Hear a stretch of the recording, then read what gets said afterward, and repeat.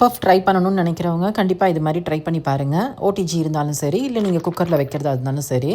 அதுக்கு மைதா, சால்ட்டு, அப்புறம் தண்ணி, இது சப்பாத்தி மாவு பதத்துக்கு நல்லா பிசைஞ்சு எடுத்துக்கோங்க. ஸ்டஃபிங் பண்ணுறதுக்கு ஒரு கடாயில் எண்ணெய் விட்டுட்டு அதில் நீளமாக நறுக்கின வெங்காயத்தை போட்டு நல்லா வதக்கிட்டு இஞ்சி பூண்டு பேஸ்ட்டையும் சேர்த்துருங்க. அண்ட் அதோட கொஞ்சம் கேப்சிகம் வந்து நான் கட் பண்ணி எடுத்துருக்கேன். உங்களுக்கு வேறு வெஜிடபிள் இருந்தாலும் நீங்கள் அதையும் சேர்த்துக்கலாம். இதோட கொத்தமல்லியும் புதினாவும் எடுத்துக்கிட்டு மசாலா ஐட்டம் எல்லாமே சேர்த்துடுறேன்.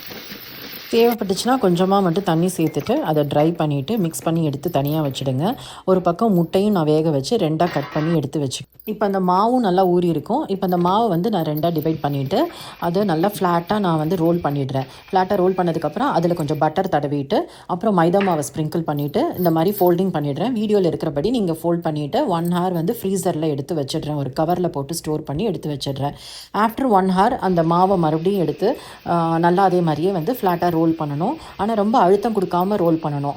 மெலிசாக ரோல் பண்ணி எடுத்துட்டிங்கன்னா அதில் கட் பண்ணிவிடுங்க. என்னென்ன பீசஸ் வேணுமோ நீங்கள் ஸ்கொயர் ஷேப்பில் நீங்கள் கட் பண்ணிவிட்டு அதில் இந்த ஸ்டஃபிங் வச்சு அதில் எக்கையும் வச்சு நீங்கள் வந்து, நான் ஓடிஜி இருக்கிறதுனால நான் ஓடிஜியில் 200 degree Celsiusல 20 to 25 minutes வந்து நான் பேக் பண்ணி எடுத்துட்டேன்.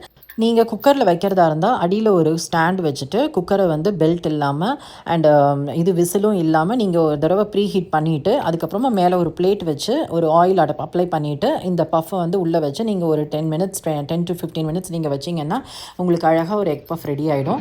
கண்டிப்பாக அதை ட்ரை பண்ணி பாருங்கள். நல்லா சூப்பராக வந்துச்சு. எனக்கு டேஸ்ட்டும் நல்லா இருந்தது அண்டு டெக்ஸ்சரும் வந்து ஓகே, பரவாயில்ல, எனக்கு நல்லாவே வந்தது.